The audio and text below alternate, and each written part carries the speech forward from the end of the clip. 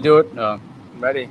Chip here with On the Chain with my co-host Jeff, and we've got one of the most requested guests in On the Chain history. We have none other than Quincy Jones with us tonight for a Q&A. What's up, Quincy? How are you guys doing? It's good to be here. Yeah, man, it's good to Awesome have you here. Good to have you here, man. And I know that you had your dedication. People are wondering where you are. You're just in the back of a limo heading to like a really proper engagement. So that's how it works sometimes, you know, and you made time for us, which we really appreciate. But guys, want to hear your questions in the chat. Jeff and I are going to get it started off with Quincy. We're going to ask you, put your questions in there, tag us in your question, and then we'll get started. Let's do this. You ready, Quincy? Yeah, let's do this. Let's go. Welcome to On the Chain. Hey, welcome back. Welcome back. And Quincy, it's awesome to have you here with us. We love hearing, kind of the new fresh voices in the space. It's outstanding. You've really been making a great, kind of name for yourself in a relatively short period of time. And here's the first question. You might have talked about this in some other chat with somebody, but how did you first find cryptocurrency digital assets? Oh, cool. Well, the first time I've ever really heard of it, kind of nonchalantly, was probably in high school, and it was kind of more of one of those general deals of Bitcoin is here, and at the time Ethereum wasn't live yet, but I'm pretty sure Ethereum was still coming into fruition, and it wasn't really like a thing. But I do remember it back in the day because I knew a lot of friends that used it, sort of just like a this new digital currency type of ordeal. But I never really got into it as in buying any until maybe a couple of years ago, and I just bought some on Coinbase just to I never really thought twice about it. It was kind of Coinbase was at the time was kind of just the new Robinhood, and it was kind of just another asset in a sense. And I didn't really start taking it seriously because I even at first I didn't really think too much of the underlying technologies. I thought of just them as assets. So one thing that really got me was at my job, we've been kind of talking about just a bunch of different innovations and a bunch of technologies. And some of the projects I've also been working on, we've been talking about these sort of same kind of mostly payment ordeals and automated payments. It was sort of this rabbit hole down the hole of creating automated payments that potentially led me down sort of the technology route of cryptocurrencies, because I wasn't really sure about the whole process of automation. So once I really it was kind of one of those things where I was I have Bitcoin, I have Ethereum. What do I what do I do with that in a sense? And sort of that curiosity of payments and automation, I ended up sort of exploring even further and further, getting into Solidity smart contracts and getting into a whole bunch of other things. But it was kind of one of those things where I sort of had an idea and sort of had a general understanding of what they were for, but this curiosity for payments kind of led me down the rabbit hole of crypto as a whole, maybe about 2 years ago, and maybe seriously about a year ago, to the point where I'm working on these different technologies and trying to put out my own framework and trying to get different certifications in the space and doing a whole bunch of different things that are a bit more I don't even know how to put it, a bit more concrete than kind of the general idea of digital assets I did, back in high school when I was kind of just oh, cool, Bitcoin's that, So you went Bitcoin, Ethereum, payment idea, XRP. Yeah. The biggest thing that I won't even say XRP first, because I kind of dove into a bunch of different coins, but the big thing that got me with XRP was that it was fast. And one of the big things with a lot of these with a lot of the technologies is that, and everybody already knows this, is that they're not very quick. And I kind of realized that they all have different features that operate that function differently. And one of the big things is that I kind of naturally settled on was XRP, just as even what I was trying to do was sort of use it as internal settlements because of how you can structure assets on top of it. But I was also looking at XLM, looking at Algorand a little bit, and then I really ended up settling into XDC and Corda, mostly because the stack is quite interesting. But it was mostly that like curiosity for payments that, like I said, that really brought me down the road of just serious crypto involvement, even in a career setting. What do you think about people out there that claim that XDC is like they call it the poor man's XRP or XLM, or they think that it's a shill coin. It really doesn't have any deepness to it. They feel like it's never going to really. What do you say to those folks out there? I think that makes no sense. Like XDC and XRP aren't even they're not even in the same sport. XDC is going to be used primarily for public-private relationship smart contracts and hybrid blockchains, while XRP is going to be a public settlement token. So XDC is primarily going to be used to settle private and public smart contracts, and that'll be the main settlement token for business integrations and smart contracts, while XRP would be primarily a financial settlement, not between businesses, but also between just financial organizations. And the entire structure and the entire way you would go about, and that's even XLM would also be a settlement token in that regard. So the entire way you'd go about structuring, your use cases for these two different types of tokens aren't even doing the same use cases in a sense, mostly because XDC is going to have its whole hybrid blockchain set up and the integrations for smart contracts in that regard, where XRP has that settlement set up and it has a whole different ball game of how the technology operates. Agreed. Do you think the price is really suppressed? I mean, given the utility and where it could potentially go, especially in trade finance, what do you think realistically? Not I want to get into price predictions, but what do you think is going to happen with XDC if you had to make a prediction over the next maybe 1 to 3 years?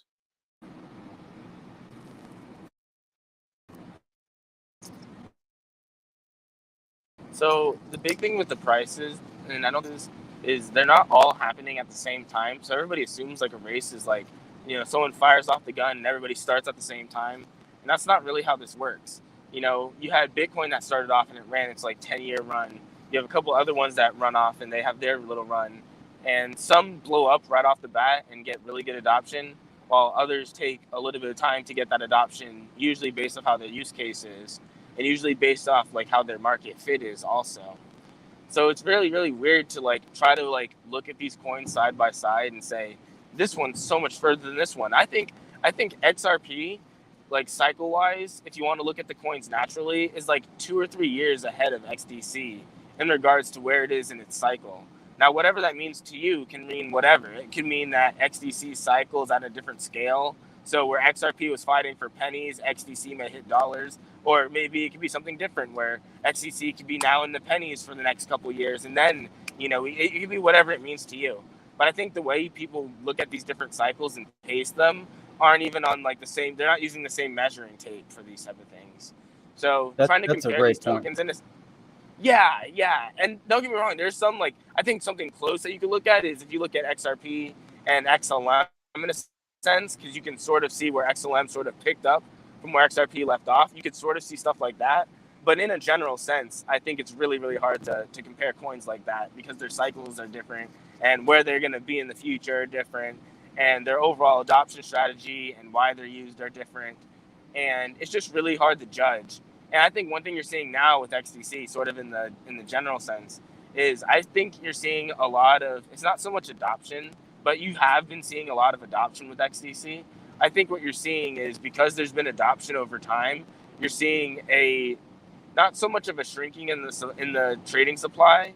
I think you're seeing that people that were very, very, very, very, very early to the game utilizing the technology have more liquidity to use the technology even further. Like you see this with TradeFinex and BitTrue right now, where they're expanding like crazy, and they very much operate off of the XRP ledger.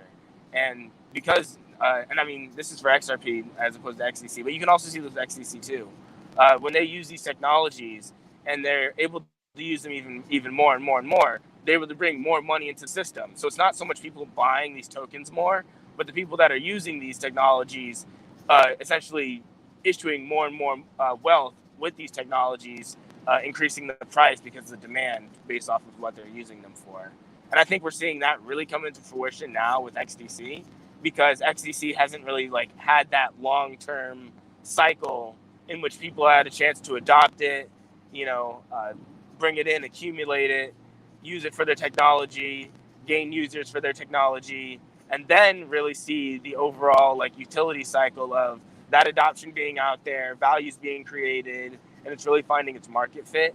And I think that's why I say, like before, where the cycles are different. I think XDC is really trying to find its market fit in terms of liquidity for all the new applications that are using it now, which could really set an interesting price, where XRP is doing something entirely different because the people that are going to end up using it are using it for an entirely different reason. That's a great point. You bring that up. And I think, sometimes, people lose sight of that fact, that, each asset has a utility. Those that don't have a utility, a couple of years from now, they might be at zero. If there's no purpose, no project, nothing behind it, but each one is unique. XRP, as you'd mentioned, and I've brought this up a lot of times, in my estimation, as I saw it, as you see it roll out and develop, the XRP ledger was really meant for the institution. It's meant for the big financial institution, the big banks. It's a mechanism of moving big sums of money. And that's where Stellar split off, went more retail. But you're bringing up a great point with XDC and its timing, and projects will develop at their own time. Everybody gets super passionate and emotional over the price point of an asset. But if the project isn't there yet, then, the project still has a long way to go. It's not, the price isn't necessarily going to go at the pace that everybody else wants it to go at, which is, like you said, XDC could be in the pennies for the next couple of years, and XRP could be sub $1 for the next. It's hard to really estimate, being that this everything's kind of new. Here's kind of what I wanted to take that. There was a comment that was brought on our last video from Paul Murray, and he's replying to, I'm just going to read through this, and then I'd love to get your thoughts on this. So he said, it's all a smoke screen. From his perspective, that this whole case with SEC and everything against Ripple and XRP is really singling out retail crypto investors. And he wants to know, thoughts on this comment.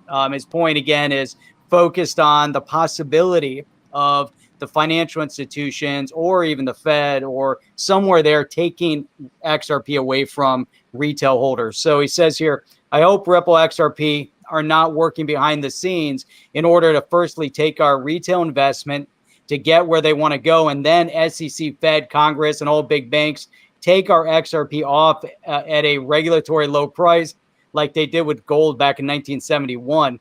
Just think what your exit strategy is going to be. All this noise, like Quincy and you alluded to, the banks don't want us to hold XRP as it becomes more volatile when adoption has been established. Banks want a stable price, not good if it's going up and down, disrupting the cross-border exchanges. And then he talks about moving your asset onto a cold storage. But what are your thoughts about that? That the banks looking at XRP, looking at the technology, the big institutions, potentially the governments, overseeing, they don't want the disruption from the retail investor impacting, what's going on in this space with the XRP. What are your thoughts on that? Yeah, I think you're going to see a bunch of regulations and licensing rules come into play to help swell a lot of that. And they may just be a bunch of arbitrary rules saying you need to hold this license, or your organization needs to hold a special license, or you need to have whatever it may be. I don't think it's going to be anything in regards to taking anyone's crypto away in any regards. I don't think that's what's going to happen. I think that would be incredibly difficult, but sorry about that. I think that'd be incredibly difficult. But in terms of something like different entities going after the escrow, I think that'd be the biggest thing. And I think that would set the context for everything that would stem off of that. So if there are any sort of regulations based off of how you could treat XRP, and there was some sort of confiscation event, I think it'd be them confiscating the escrow and then setting the rules off of how you could treat XRP based off of that event. So a follow-up for that, Quincy. What's the mechanism where somebody could come in and actually take the escrow? Because as you know, it's validator nodes that are set up. You need 80% consensus once an amendment is put forth. So I'm saying, like, what mechanism or regulation would they currently use? I don't think anything exists right now. I'm glad you said that. That is so brilliant that you said that, because the answer is so simple. And when you say it out loud, the answer is so simple. And you want to take a guess what it is? I could take a guess. Yeah, I could take a guess. I mean, when it comes to the government, anything is possible. It's actually very simple. It's a one size fit all simple solution. It's actually kind of funny, and you guys will love it. It's really simple. And when lay it on us, man. So the way that the government will confiscate the escrow isn't so much that they'll confiscate it, but they'll buy it, and they'll buy every single month's escrow release at whatever price to set liquidity at the price. You see what I mean? That's them setting the price of XRP at buying it at a certain price. Setting liquidity will set liquidity for the rest of the market on top of any sort of regulatory frameworks they want to set. So they won't confiscate it because, you know, they're forcing them to confiscate it. They'll just force a buyout from the escrow every month at whatever price to set liquidity in the market. That's interesting. It's an interesting take, and you wonder, you know, an outcome of the SEC v. Ripple. Let's say there was some sort of a penalty clause, you know, in the outcome. Maybe it comes out of this court case even as a possibility to say you're going to allocate X amount of your monthly escrow to XYZ. You know, that's an interesting thought process.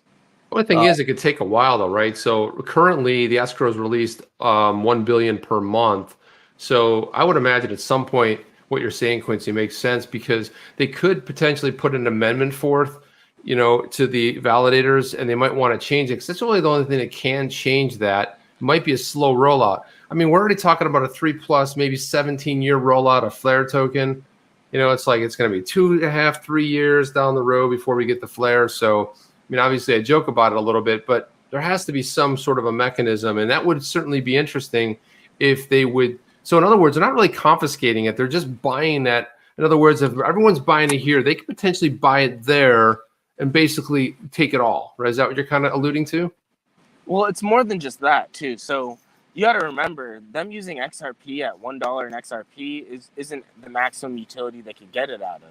So if they need XRP at, let's say, $100 in XRP just for liquidity's sake to use the XRP for trade usage, even though they're buying it from the escrow, them buying it like that will, and it won't be a complete one-to-one.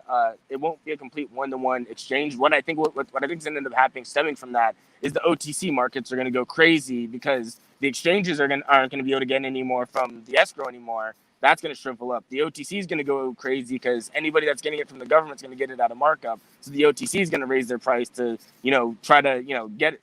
You know, it's going to be at a market, but not as bad as trying to get it directly from like a bank or something. And then I think what's going to end up happening because of that, so it's not exactly them buying all the escrow that's going to cause the price to go up. I think it's going to cause a frenzy in which no more XRP will ever come onto the market ever again unless you have to go to the banks, and the banks will set the price for that, basically meaning that the supply shrinks up, and the OTC market's going to cause a complete markup, because they know once the XRP dries up on the exchanges, the only place you could go to get XRP again is the banks or the OTC firms that happen to have XRP before all this went down. So in order for that to happen, we need to have an outcome from the SEC v. Ripple, because there has to be some form of regulatory clarity before we see the Fed, the government, the banks, whatever it might be, start buying up XRP and putting it on their books.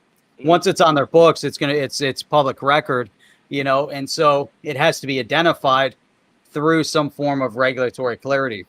Maybe, you know, it's going to be the outcome of the SEC v. Ripple. Maybe it's a next layer of Token Taxonomy Act finally gets passed where there is some sort of normalcy in the space. That's the only thing that I see, you know, kind of interfering with that. You know, personally, I don't see the government taking that step until there's some understanding of the digital asset space as a whole. You know, only because there's a little bit of conflict. But I think that the concept is sound. That would be the mechanism that they take it. It's just So what do you think about that in between? We talk about regulatory clarity a lot. It isn't there yet. What are your thoughts? Yeah, I think there's going to be a series of different layers when it comes to regulatory clarity. So one thing that we talk about at the firm I work at now is we talk about like tokenizing securities and equities, and maybe going out and finding properties and packaging them in different type of equities and selling the equity tokens, and pairing like these different homes with NFTs and all this other stuff, right?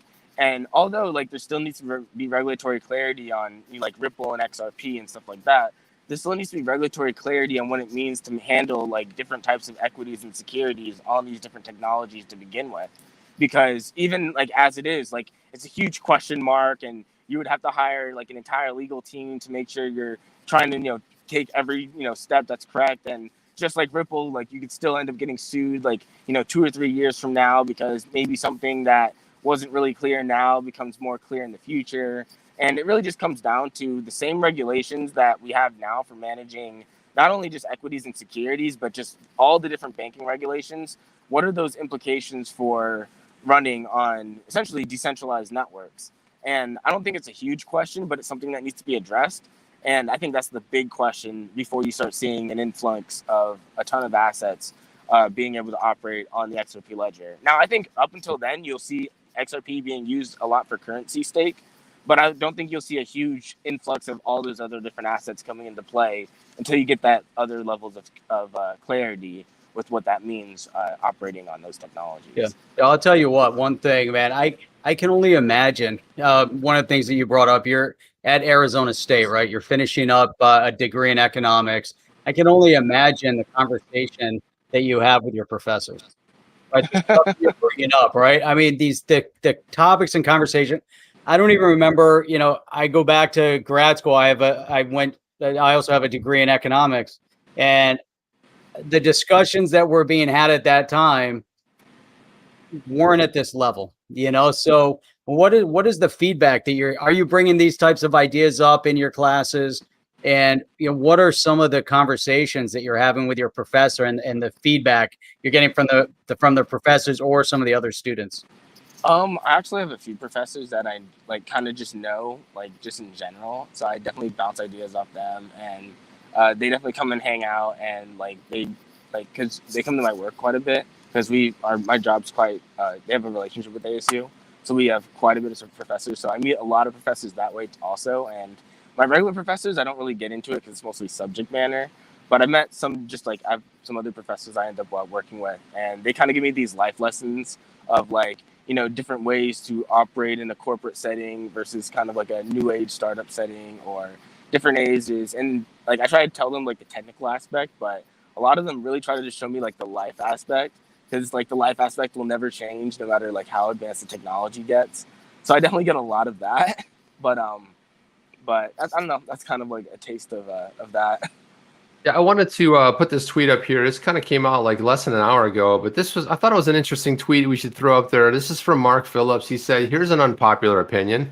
Ripple and the SEC will settle. Ripple winning could gut SEC's ability to regulate crypto. More strategic is to do some discovery to have a strong case and settle, so XRP is the only major crypto with official government clarity, slams the door on competitors. So Quincy popped off for a second, but Jeff, your thoughts on this? What do you think about on its face for this tweet here?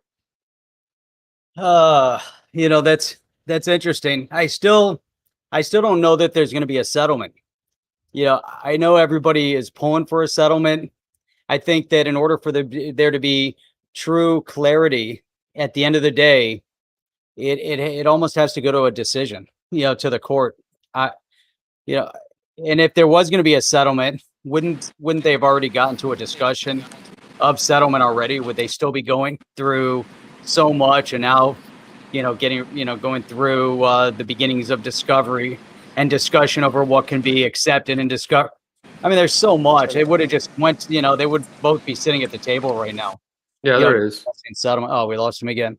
Oh, what are your thoughts on that? I mean, it just seems like, yeah. I answered the tweet. It's not too far off what you said, because we're always usually pretty much in lockstep. I said there's no clear-cut regulations for the SEC to enforce other than the Howey Test, 1933, 1934 Security Act.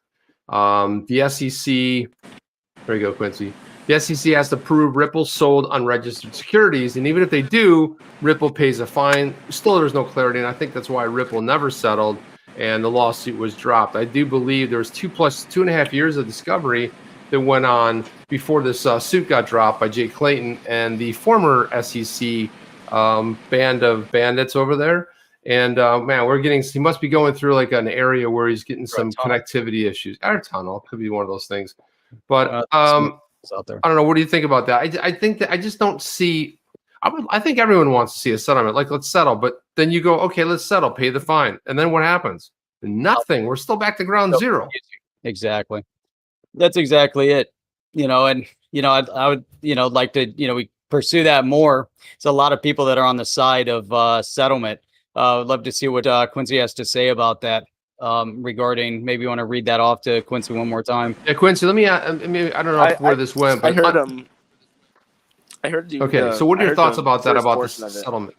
Yeah, unpopular opinion. Ripple, SEC will settle. Ripple's winning could gut the SEC's ability to regulate crypto. More strategic is to do enough discovery to have a strong case, then settle. So no, XRP is the only major crypto with official government clarity. Slams the doors on competitors. What are your thoughts?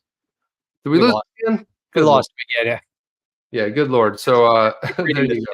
Eventually we'll get him back on. Yeah, we'll get him back on. But I mean, so I guess the reason I wanted to get his thoughts on that, because we've kind of been all over the place with this. There he is. Sorry about that. Yeah. So what's up with my internet? Well, I thought you were going through a tunnel or mountains or. We've stopped, so I should be good now. Anywho. Okay. So I did hear what you said, and I've suspected this for a long time now.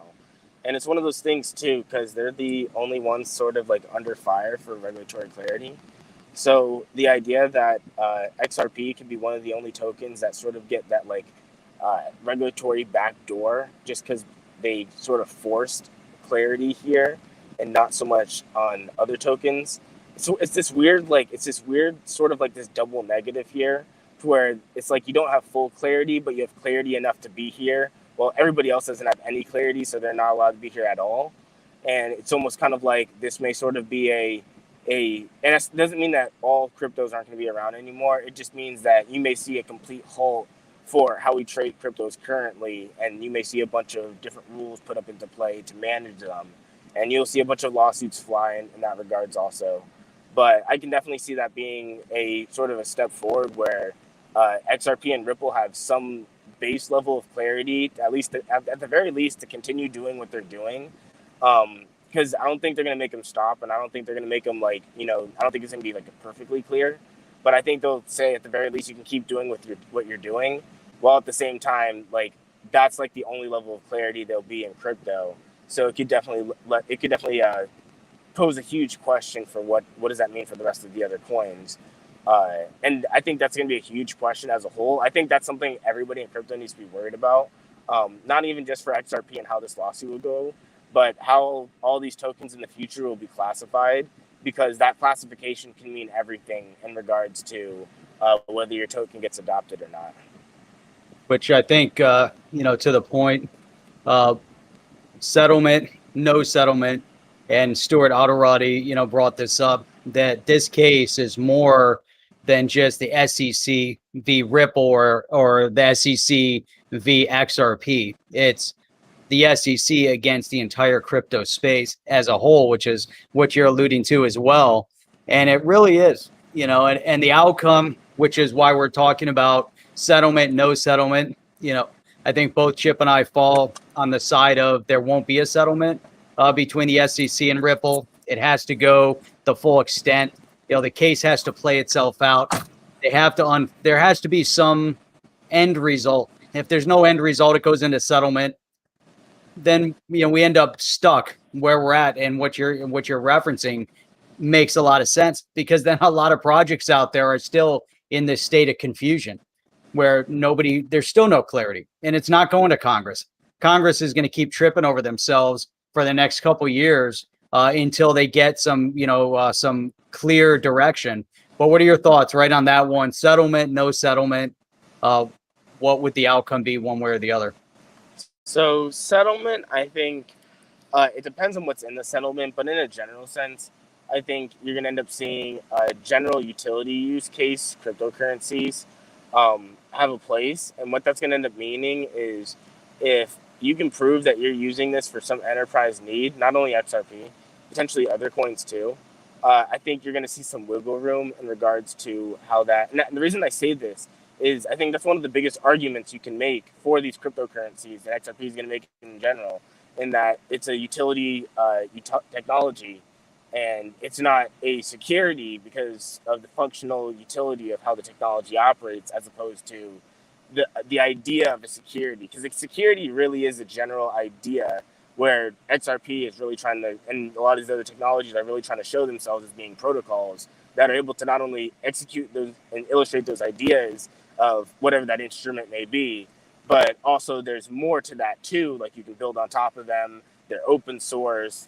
They don't necessarily belong to anybody. They're free internet protocols. There's so many different things in there that add a lot to it. So I think with Clarity, I think the biggest argument is utility tokens, some token with some form of use, because I don't think it's going to be clear for everyone, because there are going to be people that get clamped down for being securities, because just because the technologies advance, meaning some of them aren't securities, doesn't mean others aren't being treated exactly like securities. And that doesn't mean that there aren't tokens out there that could be interesting projects that are being treated like securities right now. And that doesn't mean that there aren't like securities out there that are trying to be treated like technical projects, but end up just being like pump and dump coins in a sense, you know? So I think there's definitely going to be a huge sorting in how all that's going to go about. But in a general sense, any token that can be argued for some general base utility, I think is going to have a really good shot. And it's going to be smart contract platforms, utility tokens, liquidity tokens, whatever that may be. Now, if there was no settlement and this drags on for a bit longer, I think everybody's going to be in world for hurt, because it's going to be this weird. It's going to be a crypto winter where it's almost like the feds come in and turn the music off and says, "All right, you guys can't go home per se, but we're going to sort you guys out here until we figure things out later." And it kind of just a huge buzzkill. So I think, and that's the thing, I don't think the biggest problem is so much for retail, but even the people developing on the space, I think are going to see a really big question mark put into play, because it becomes a question of, okay, well, if we can't be doing what we're doing, what does this mean for what we do going further? Because it's one of those things where I don't think a ton of people are going to get in trouble right off the bat, but I think they may say, stop doing this because of this. And that doesn't mean all crypto stopped. I just think it means that there's going to be a huge slowdown until the regulators can get themselves figured out and how they want to manage these. And I think you'll see lawsuits filed in these, and I think you'll see, kind of the general gist of how these things go. But I think you'll see it persist the long way for how these regulatory frameworks lay themselves out. I just can't see the rest of the world. The rest of the civilized world is who that has regulation, has regulated in a nice way, especially the UK can fit one of three prongs. It can be a security, it can have utility, it can be a currency, and then the US is going to go it alone and just totally get away, push all of the entrepreneurs and the devs and everybody who's really building in the space and force them to move to another place. I don't necessarily know if I see that. Jeff, might be a good idea to get into some questions. There was a really good one right here, and then I always lose it. But anyway, somebody go ahead, throw one up there. There's it's not really a question, but Sophie, we are the most intelligent community in crypto, and I tend to agree. We have the most intelligent subscribers of all crypto YouTube channels right now. So we've got Quincy here with us, doing a great job. Relatively new to the space, bringing some really great points. And a lot of intelligence into the conversation. So it's great having you on with us today. Love to see some more feedback from and see what kind of questions we get from the chat here. But this is I like this so far. There was a good one in there. I couldn't find it, but I'll paraphrase it. Basically said that your the videos that you have put together regarding wallets have been very super helpful. So thank you for that. And there was another question about, do you think it's safe to keep your crypto on, let's say, an exchange, something like a Coinbase? What are your thoughts? No. So in general, it's one of those things where you're going to end up using exchanges like anyway. That's how you end up using them. So I wouldn't use more. I wouldn't keep more than 10% of your. I wouldn't keep more than 10% of your portfolio on an exchange. But in general, try to keep your assets off the exchange. And it just comes down to, well, one, it's kind of just like the best safety practices in regards to what you can do to secure your crypto. But two, that's kind of the easiest vector in regards to having your crypto compromised. Mostly it's because it's only as secure as your account. And if your account has a poor password or a reused password or whatever it may be, there can be very simple security flaws in that. And there are things you can put into play, like multi-factor and creating another email and doing a bunch of different things to try to like help yourself out in that regard. But in a sense, best practices is to keep it off of an exchange, or at the very least, don't keep more than around 10% of your portfolio on an exchange, just because it's just an easy attack vector. Good. And that's pretty much the best way to put it. Good advice. I wanted to read this comment. This is from Christine Robeson. She says, the elephant in the room question, Quincy, what planet are you from? Have you crash landed here? Do you come in peace? Are you here to help us? Is Elvis Presley with you? And is he okay?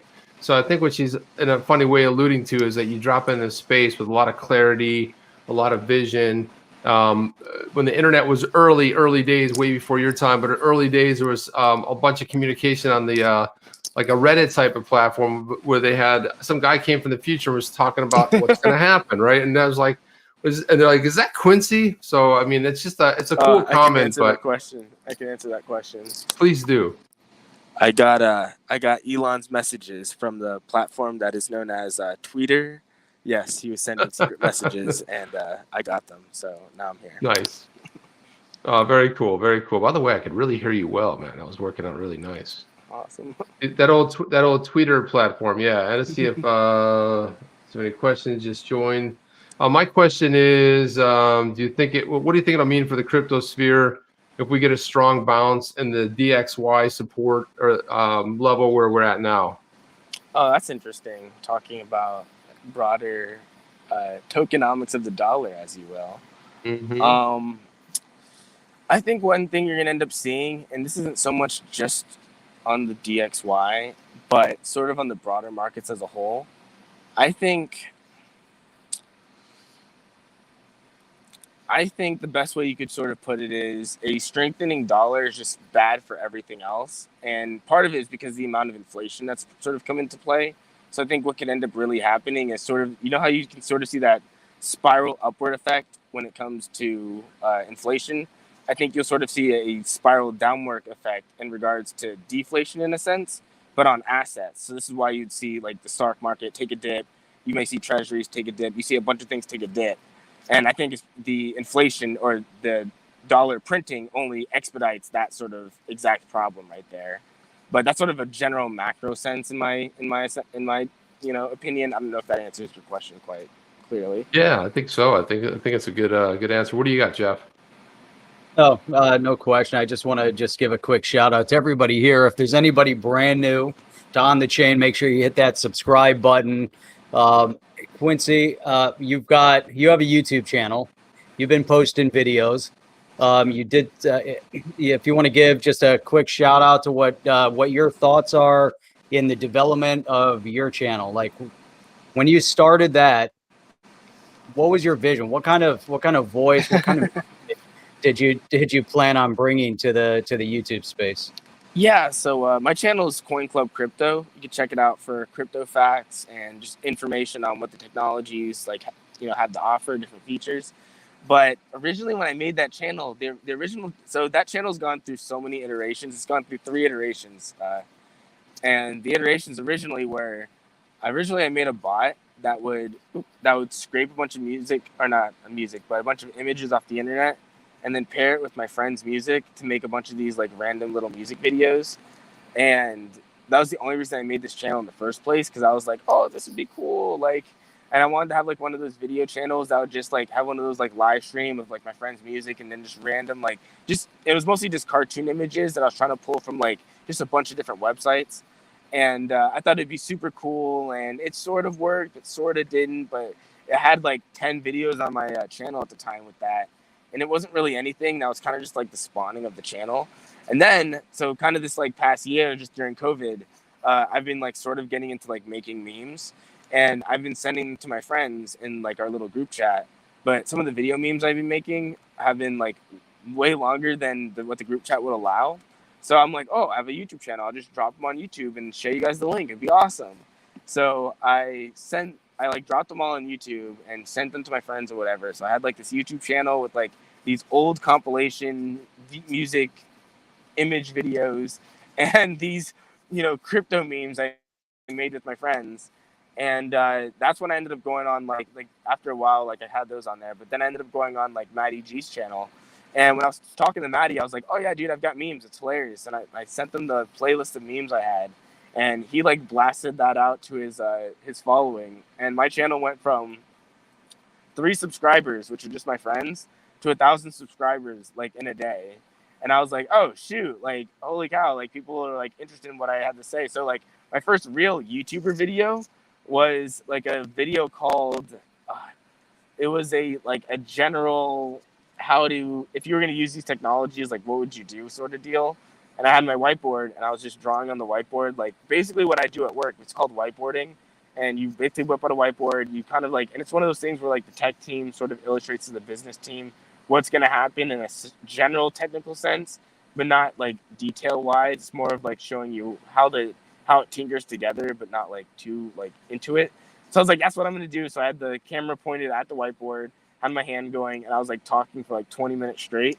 And that video ended up getting like 3,000 or 4,000 views. And that was like my first like YouTuber like video. So I was like, holy shit, that was awesome. So I ended up like revising like my format a little bit, started pumping out a couple more videos, and then they just started getting like tens of thousands of views. And my subscriber count ended up blowing up. So it went from 6 subscribers to 1,000 subscribers in a day. And then in 2 days, it went from 1,000 to 10,000. And then in a week, it went from 10,000 to 25,000. And now it's at like 27,000. And it's just been this crazy like spiral. That's great, man. Another question from Juan Nelson says, Quincy, question, which is the best wallet, easiest to install crypto? Thank you. I'm sure she's talking about cold storage. Yeah, I don't really know which one you could say is the best. I would say anything that you could download, use, and unplug from the internet would work perfectly fine. That's usually the best way to manage your crypto anyway. But I don't really want to put out there what I think the best may be, because I don't want there to be a problem with them. And then I'm just like, oh, this sucks. I'm totally out of here. But there are a few. What's your subscriber count drop? Not even that. Like I literally have like maybe like 5 or 6 different exchange apps, 10 different wallet apps, like all different types and stuff. And just because I've tried them all out, and I say they like all of them, the exchanges suck in my opinion. The wallet apps, a lot of them suck. A lot of the decentralized exchanges are expensive. So there's really not much, in my opinion, to endorse. If you can find something that works for you, that you like, that's great. And I would constantly just tell anybody to just always be on the lookout for just better products, because you don't know to the full capacity of how well your products are until they really test like a little bit of time. It's really hard to judge which applications in any sort of crypto project, whether it's wallets or whether it's the project themselves, is going to be a good project to go for. I mean, and there are obviously safe ones, like exchange wise. Coinbase is like the safe exchange to go by, so there's stuff like that. But even then, I still wouldn't even say Coinbase is the safest, because there's still different risk involved there. So there are different ways to evaluate it, but that's something to take into account. All right, here's one from Dill Funk. He says, Percy, why do you think David Schwartz is Satoshi? Now, is it David Schwartz or is it Craig Wright? David Schwartz. And the reason I believe this is he has a patent in the 80s, basically illustrating a peer-to-peer payment system in regards to digital payments. And it was exactly a proof of work system. And that's the thing, like, you can literally pull all this up online, but it was pretty much a proof of work system and that's the thing, the scaling of the system is beautiful, because based on how and this is why I partially like believe and this is something silly and I haven't said it too much, but I believe Bitcoin is like 80s or 90s tech, like hands down.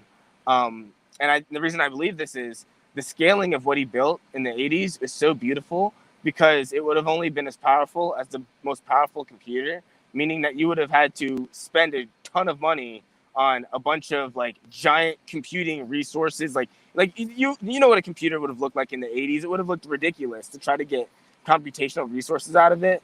And it would have been one of those things where maintaining on that size would have made total sense for the system he built. But it would have also made sense that they wouldn't have known what the exponential technological curve would have looked like for technological change. So they wouldn't have taken that into account into what type of computational processes that would have exploded in power over the course of like 20 years.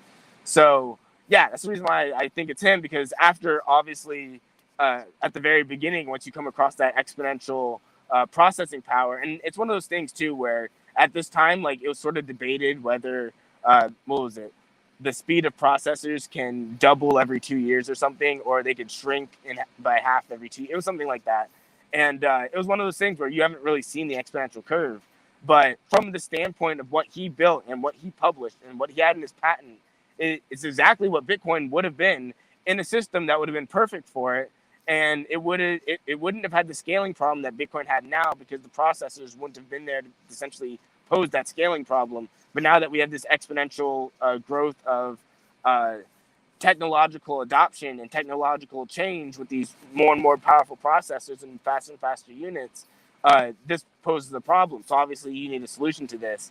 And it's part of the reason why I believe he's Satoshi. But I believe Bitcoin and the entire concept of Satoshi's white paper is 90s tech, hands down, because of this, because of what he was able to write. And that's the thing. It would have been what the scaling would have meant for that technology at the time, because it would have fit perfectly in for efficiency, scaling, everything, because it would have been cheap. It would have been effectively quick. I mean, it wouldn't have been as quick as what some of the technologies are peaking now, but you're talking about the 90s, like digital technologies, like that's pretty insane.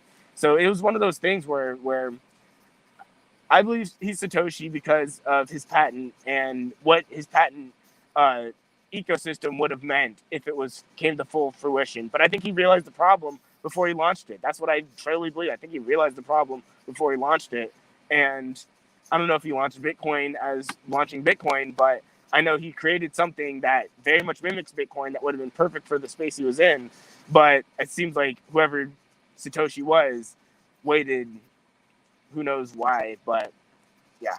Anywho. Yeah, it was unfinished too, because remember there was like the last message Satoshi left says something about I'll be back, or I'll be right back, and and then I'll be right back, and then David starts working on another project potentially, right? Because obviously, I don't think Bitcoin was realized to its full potential, obviously, right? It really never got there, and so the same way Bitcoin is 1.0 tech. You got XRP, XLM, XDC is 2.0 tech. Now with Ethereum, what's 2.0 Ethereum? What do you think the next evolution of the smart contract platform looks like? I think Ethereum is going to be focused more on interoperability in the future, because I think Ethereum has an interesting ecosystem, but I think a lot of other ecosystems have a lot more performance out of them. But Ethereum has a lot of liquidity because people are operating in that space. And Ethereum has a really dynamic developer set. So obviously, since they've been able to switch from Ethereum Classic to our general Ethereum, and then Ethereum into Ethereum 2.0, and just the mere fact that they can be dynamic in that respect shows that Ethereum can honestly end up being whatever you want it to be in the future. Because I think out of any of the crypto projects, even XRP, I think it's the most dynamic global project because of that. And I don't know in terms of where it's going to fit, market-wise, but I think the mere fact that it can adapt very, very, very, very, very seamlessly and very, very quickly in all regards shows a lot for the Ethereum project as a whole. And I think that's the biggest plus it's going to have over other smart contract platforms, is that overall developer adoption and dynamics they're going to have to it, because it's almost sort of like Ethereum's going to end up being sort of in a weird way, the Microsoft of blockchain in the future, where it's sort of mainstream, but you still have your Macs, your Linuxes, your different flavors of Linuxes. You still have all of those in the back end. But I think from a consumer standpoint, that's the best way I want to put it. From a pure consumer standpoint, I think Ethereum is going to be that, because I don't think people are mostly focused on a lot of those performant features that industries may be focused on, but you still have a lot of that general liquidity and interest from general parties operating in these little market spaces. Yeah, FLR is supposed to launch, right, in July. It's supposed to launch, so that could be something to keep your eye on too. I think that's going to be one to feedback on that. What's that? What was that? We might get feedback on that. We don't know, right? We don't know exactly. We don't know the when. I'm just. Yeah, we don't know exactly when FLR is launching. We know we're supposedly maybe July, potentially August, but that has a lot of. I mean, and because it's a platform where you're already starting to see a lot of signal providers, and FLR Finance also going to have some yield stuff and a bunch of products built around that. So do you potentially see FLR being a game changer, like coming in and kind of, like you said, being that lesser known entity, like a Mac or one of these Linux type things? If by comparison, you see it kind of getting some speed or adoption from either devs or consumers? Yeah, I think the biggest thing with FLR's market fit is I think there's two ways to look at where a lot of these technologies are going to go in terms of market fit. And let's look at it sort of a general public market fit, general private corporate market fit, and then governmental market fits.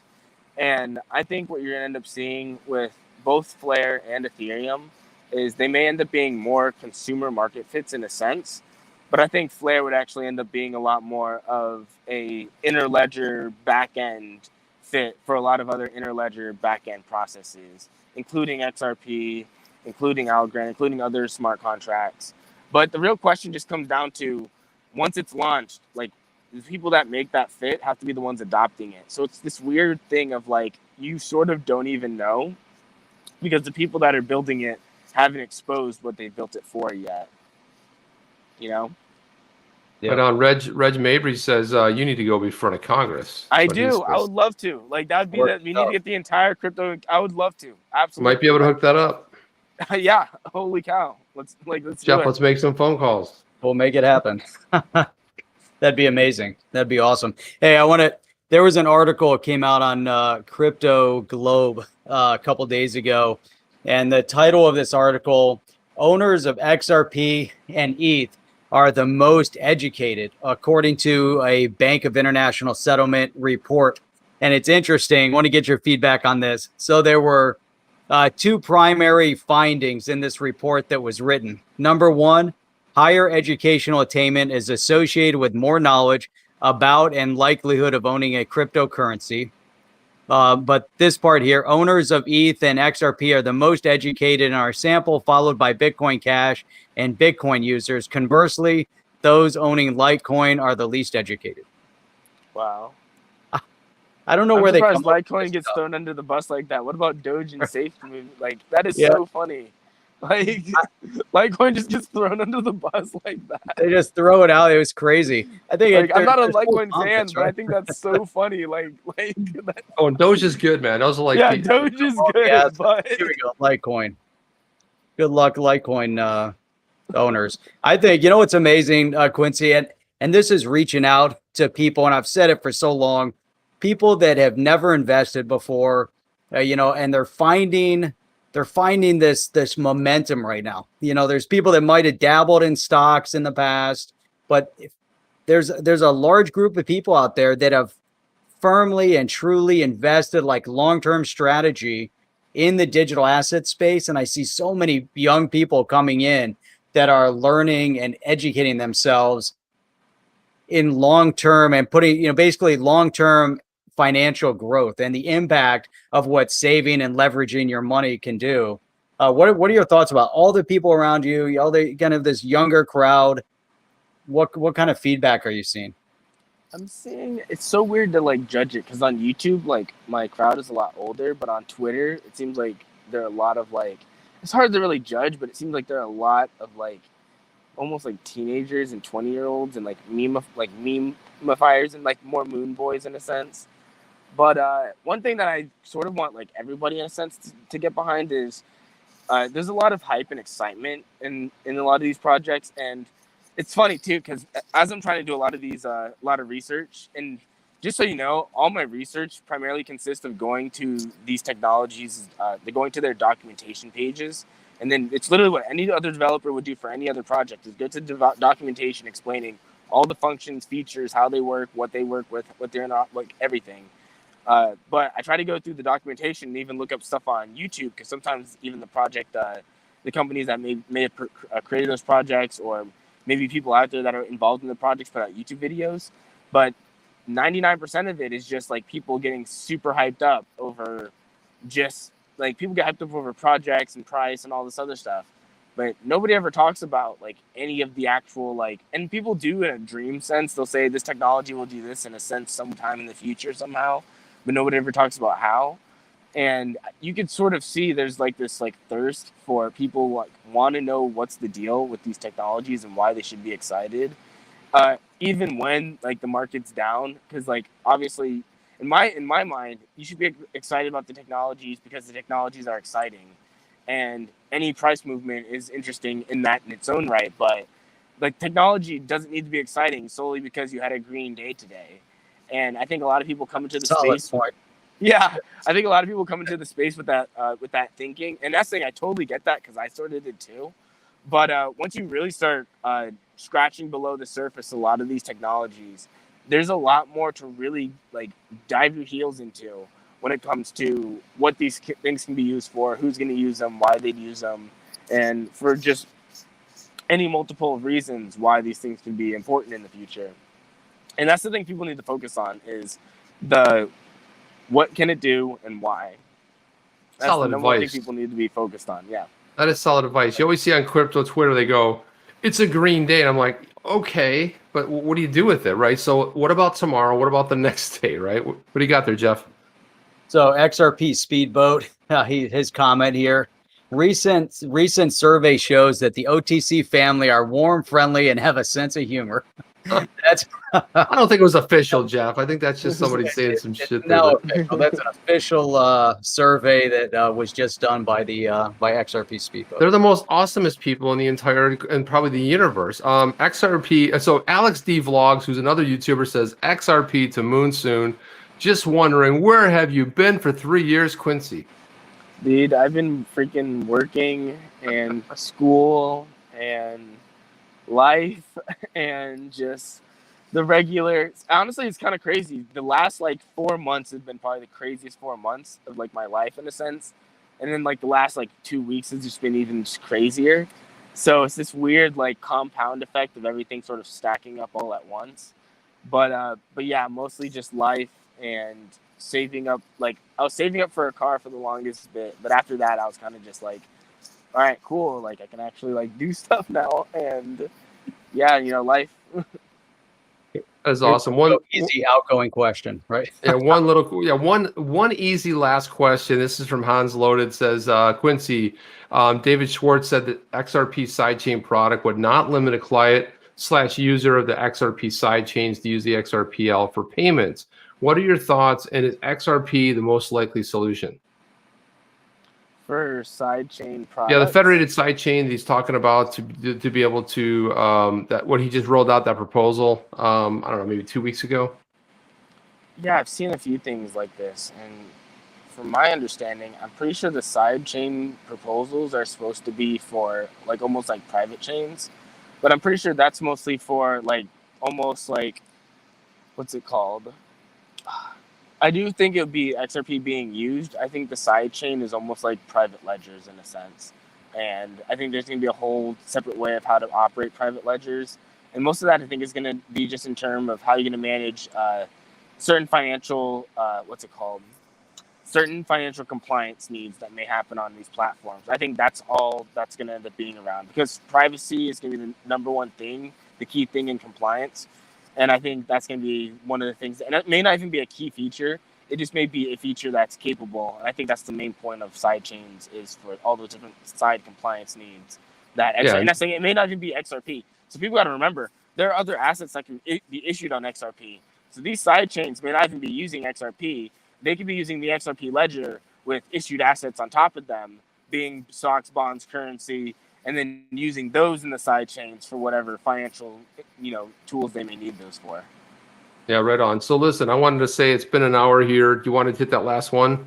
Just as the last comment here. So Beth was saying, talking about younger people learning, my 4-year-old is obsessed. He asked for blockchain backer videos. He likes the Cobb live stream when Alex isn't swearing. Quincy, your vids are next. and then throw an occasional on the chain video in there as well, because we like to tell kids when it's time for bed. It seems to be like a request here, but anyway, listen, man, it was great having you. Thank you for taking time and letting you work this into your schedule. You know, you were on the XRP community Clubhouse channel the other night. I had a chance to throw a question, and I want to do a big shout out to Bully, because Bully was the one that kind of put us in touch, and I want to give a big shout. I meant to do that earlier, but we just got on a roll, man. But thank you, Bully, for doing that, man. He's a great person in the space. Bully. Also, you can follow Quincy Jones on his channel right below. Also follow him on Twitter if you guys are not. But go click in the comments section and give him a follow if you're not, and on Twitter, because there's all kinds of knowledge being dropped everywhere.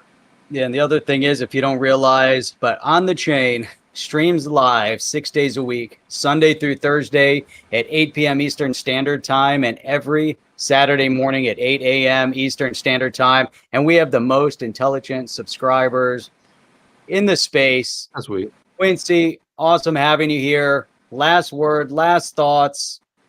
Go. Thanks for having me on here. And it was sorry for the unorthodox sort of setting with everything, but I'm glad we've been able to have a pretty intellectually fulfilling conversation about a lot of these technologies. One thing I like to sort of end off with everything I talk about, and people sort of getting into the space, and especially sort of with me being sort of on the scene now, I get asked this a bazillion times a day. Quincy, what token should I get into? Or what token, if I have this token and this token, which one should I pick more of? Or which one do you think will move more of? I think people need to echo this to all of their friends, echo this to themselves if you need to, echo this to anybody who needs to hear it, because this is super important. And nobody can tell you what coin to get into. It's going to come down to how much can you dive into the understanding of these technologies, and what do you think and what do you believe these things are going to be used for. And it's one of those things where it's not easy, or everybody would do it. So it's not like this simple process where you're just going to read 2 paragraphs of some article somewhere that's going to tell you this is the coin for everything. No, you're going to have to really do your research and dive into the documentations and look into the companies that produce them and the teams and all these different things. But at the end of the day, the only person that can figure out what tokens you should really get into are you. And that's the thing. You can look at my content, and you can look at, these guys' content. You can look at anybody else and, get a general outside perspective. But don't ever use that as the crutch of your decision to dive into any of these investments. If anything, just use it as a general tool and a general reference of knowledge for you to go out and try to find more information on what you're trying to do.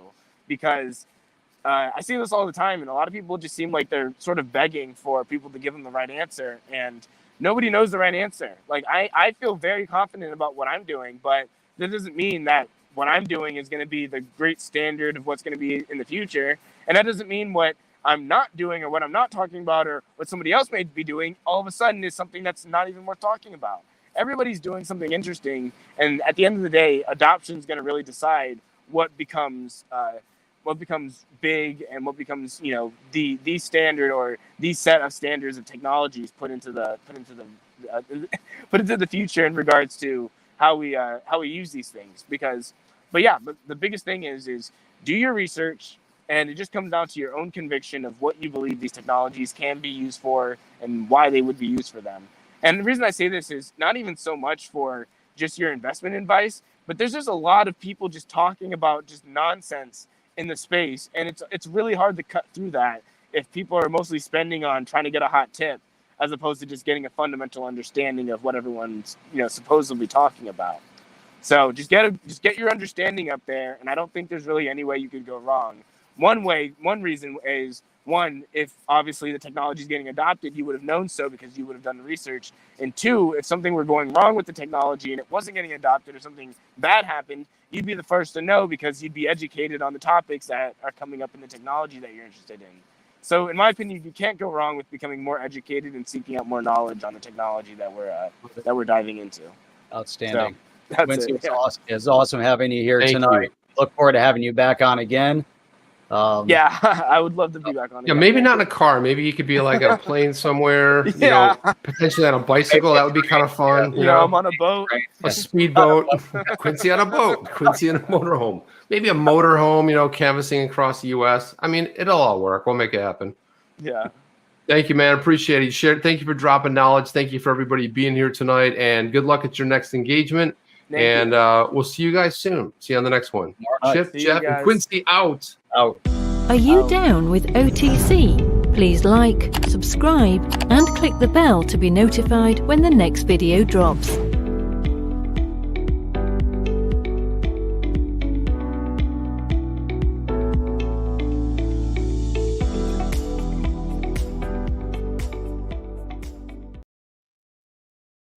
And we're back.